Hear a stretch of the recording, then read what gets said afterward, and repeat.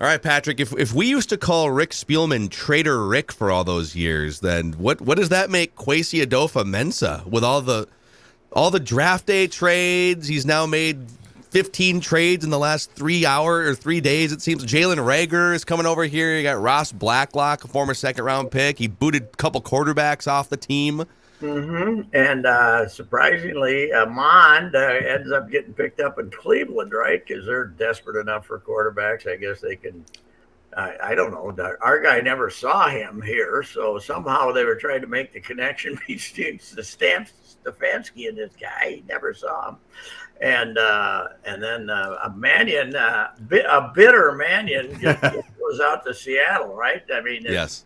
He just had to be bitter because they brought in a new second quarterback. So he said, why should I stay here? I might as well go. If I'm going to be on a practice squad, I might as well be in Seattle. So. And you might have a chance to actually get some run with Geno. If they really want to tank, they might go to the third part of the depth chart. They got Geno Smith and Drew Lock. Did they get Drew Lock too? Yeah. No, Drew Lock, yeah. Yeah, that was well, that's okay because I just, as I was sitting here waiting to do the show, said, I wonder who the third quarterback's going to be.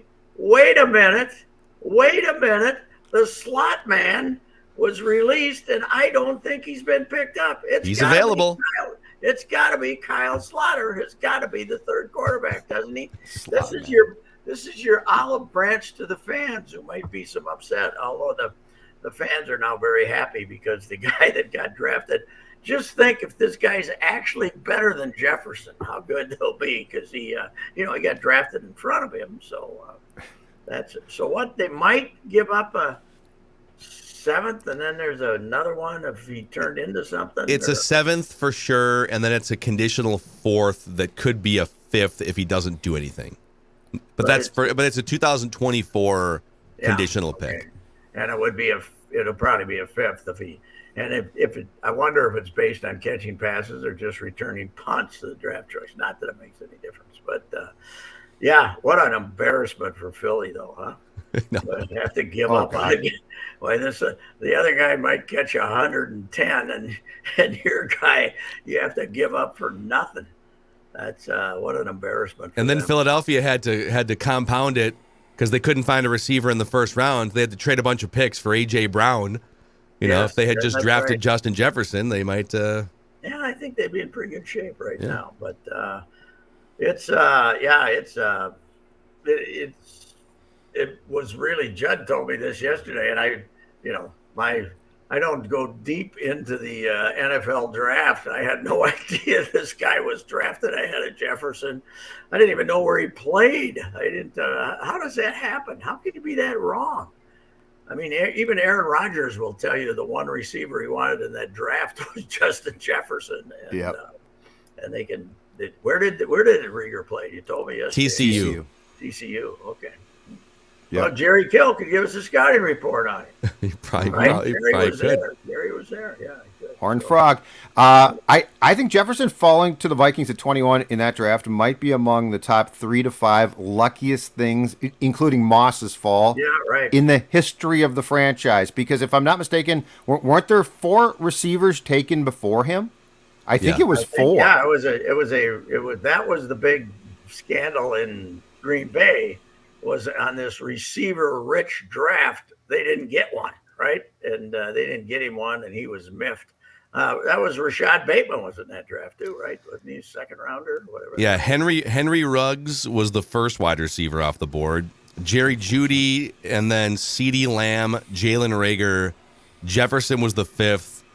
Brandon Ayuk. So there were 6 first-round receivers, and then the first 2 picks in the second round were T. Higgins and Michael Pittman. So you had 7 receivers in the first 34 picks that year. Wow.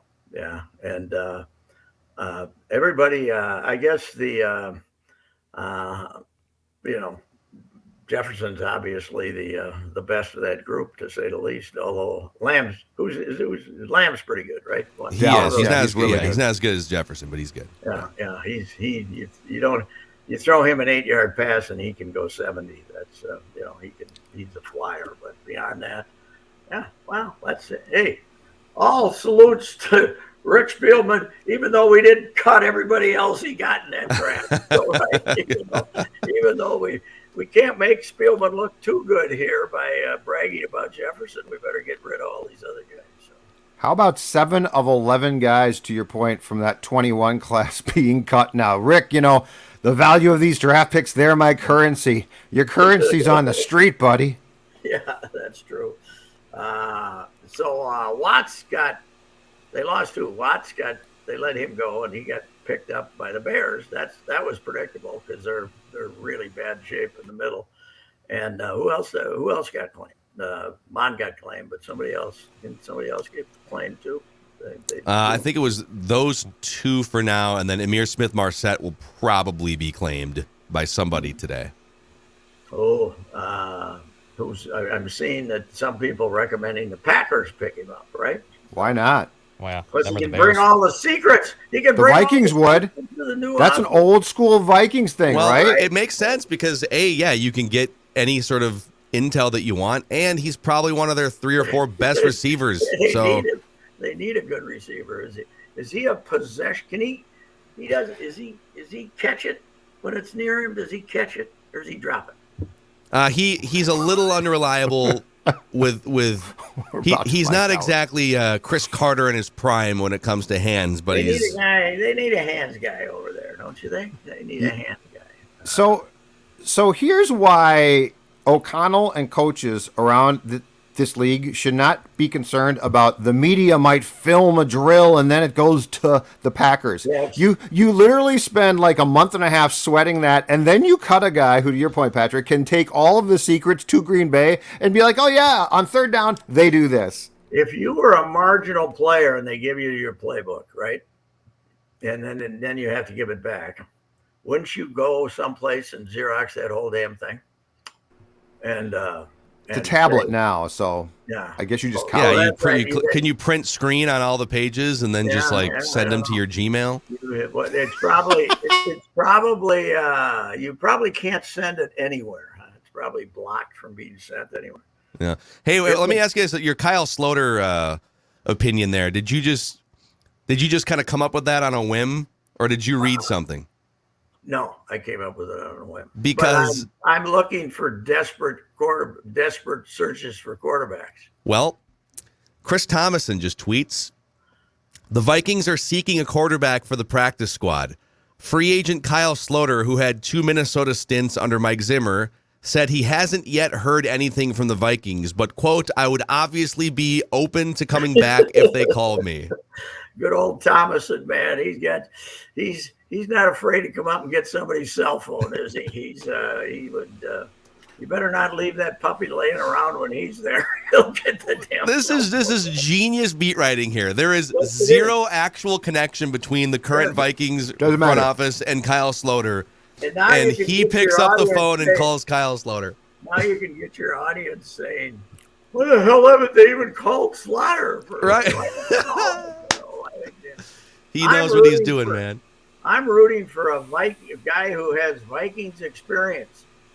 Jackson Erdmann, who is leading the Vienna Vikings to the European Football League Championship. He's a Vienna Viking. He had 2 workouts with him. What the hell? Let's try him. They need a third body, right? So the Vienna Vikings have a great logo too. It's kind of like more of a cartoon version of the. Yeah, but everything else is Viking.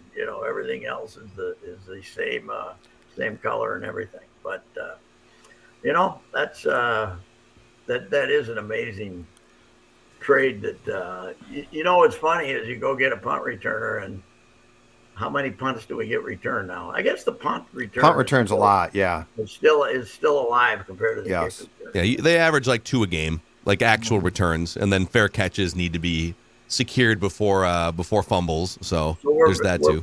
We're back where we were, right, on third receiver then. KJ, going to be Osborne? Oh, yeah. Third receiver. He's firmly there. Okay. So, but you know what? I don't know if I approve of this extra week. Do you? Between the end of the we've had this for a while, though. Yeah, I know, but not when there were 4. Even when there were 4, we were doing that. We had that extra week. I don't think so. I think the goal is they'd all play on Thursday. Back in the old days, they'd all play. All the games were on Thursday, right? So they have the whole time. So I don't know. It's like the 2 weeks up running up to the Super Bowl. I don't like that either. Let's go. Come on. Let's get. I think the Super Bowl should be played on a short week, a Thursday Super Bowl. Yeah, I think we should have Championship Sunday, and then boom, you fly your ass out. Media Day on Tuesday, and you play the game in prime time on Thursday. Let's go. I would love that. That'd be great. That's probably not going to happen. But probably not. But I don't. Let's get this NFL season started here. Come on. But we do all the nonsense. Why do they? What's the urgency to play the first of those 3 exhibition games? Why do you not just wait another week to play that and then get ready to go here? I get maybe part of it is probably TV.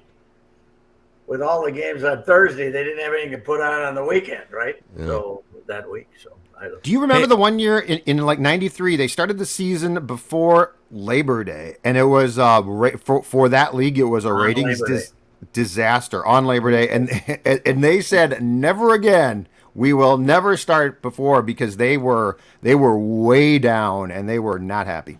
We were in Buffalo, and I called home to check in with my wife just to say what's happening, Katie, and she was weeping, and I didn't know what the hell had happened. Princess Di had died in Paris on a crash.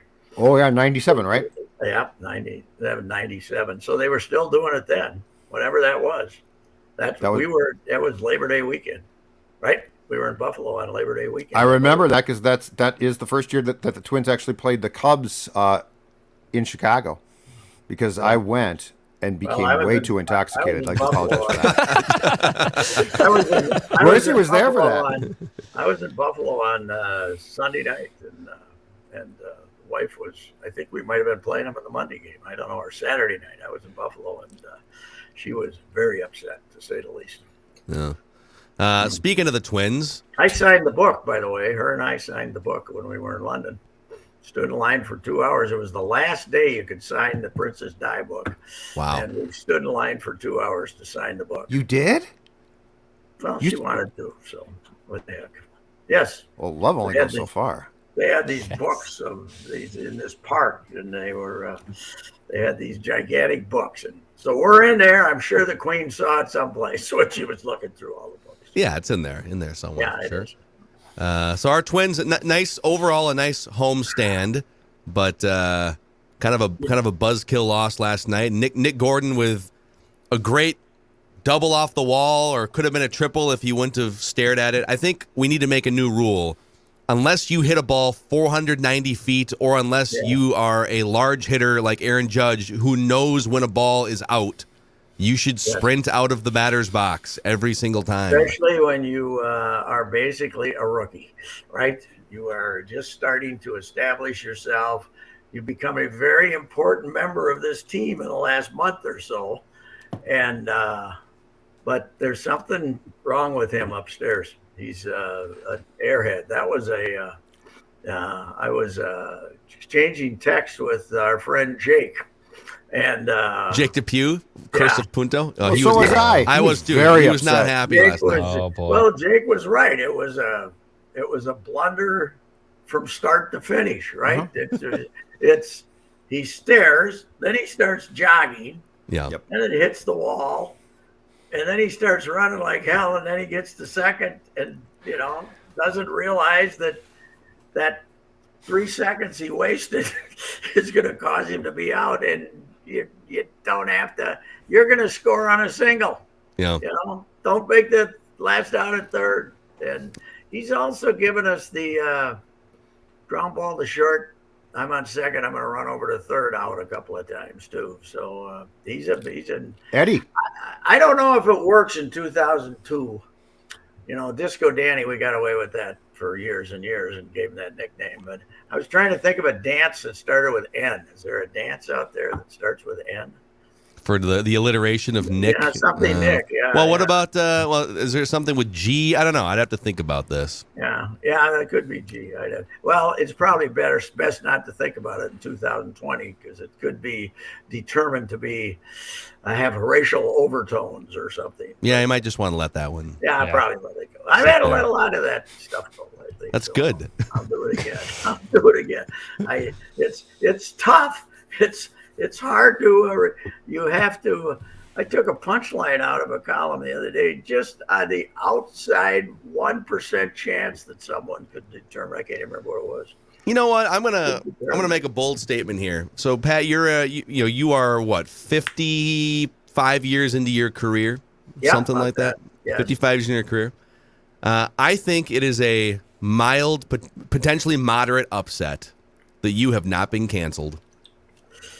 I think came close. The edginess that you go about your craft and sometimes the satirical nature, the brilliant satirical nature of your work. Sometimes it can go a little over people's heads in 2015, 16, 2020, and you have done a marvelous job of avoiding, knock on wood, getting canceled to this point.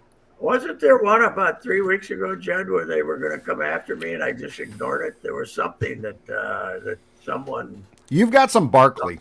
Someone thought there were some racial. Like you don't care. You don't care, and so that helps because there's no apology to say. If you don't gotcha. argue with them, if you start apologizing, then you're out of luck. You damn near got canceled before 20 years before that term ever came to light, though. Tiptoe ball throwing was as you took a shot at the title.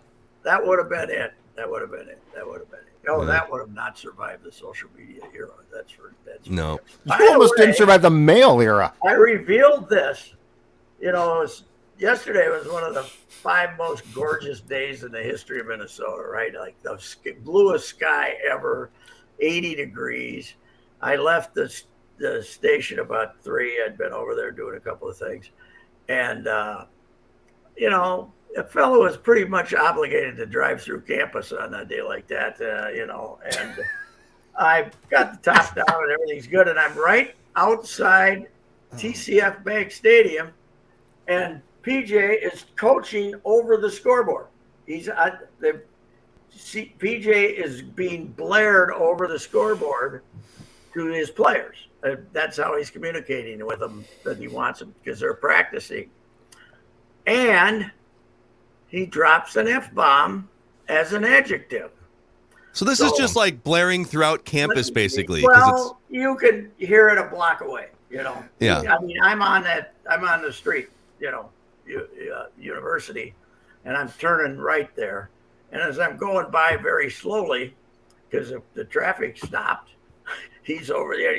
I hear PJ screaming, and I can't figure out how that's happened. Then I look over, and it's coming from the scoreboard, and it's him talking to him with practice. And he drops an F-bomb, right? With the ing on the end, and it's about you got a chance to get 2 plays instead of 2 bleeping plays instead of 1 play, something like that. So I, of course, have to tweet that and say that it was not. It was a very bad example to set during welcome week. And, it's welcome week. And it worked because of the 50 or so comments I got, 25 of them went for it full steam ahead. Now he's worried about swearing. They went for it full steam ahead, as though me, with one of the 10 most foul mouths in the world, would be offended that PJ is. And I said, I had never once heard Coach Jerry Kill use a single F-bomb in a sentence. It's usually from 2 to 4. You're right. He's an F-bomb king, even when he doesn't know it. So, oh God. But yeah, that was fun. I'm very excited for the post-game handshake tonight. Yeah. Oh, that's the big drama. Yeah. I wouldn't be surprised if Jerry leaves after the 3rd quarter, claiming illness, so he doesn't have to just kind of disappears along the sidelines. Do you think they'll, if he stays around, do you think they'll touch hands? Will they press flesh in any capacity? I think it's going to be one of those situations where they're going to, the Vikings, the Gophers will have the ball with 25 seconds to go, and Jerry here will come PJ, and PJ can run faster than Jerry. Oh yeah, so PJ's definitely going to do it to embarrass. I just hope he doesn't embarrass himself by diving by crowd surfing after a win over New Mexico. No. I want the full crowd surfing. Let's reserve the crowd surfing for actual wins against Big Ten opponents, at least. Let's not be doing. I don't want to see him crowd surfing after they beat Western Illinois 412. Right? Let's not crowd surf against. If you're over a. By the way, I looked up the Bowling Green game again yesterday. Do you realize they were 31-point favorites in that game? Yeah, yeah. Second biggest upset ever suffered by a Big Ten team. Yep, it's pretty bad. Pretty bad. Sky him out with the boat. Yep. But hey, they bounced back from that. You got to give them credit. Yep. All right, Pat, we gotta get to some scoops with Doogie here, and ask him about there's only Kyle, so many. Ask him about the Kyle Slaughter movement. See if he's probably on that one. Have they reached out or not now? I love it. Let's get Doogie going here. Let's go. All right, see you. We'll see you tomorrow, Pat. Yeah. See you, Pat. All right, that's wrapping with the Ricey here. Mackey and Judd. Little classic Pat there.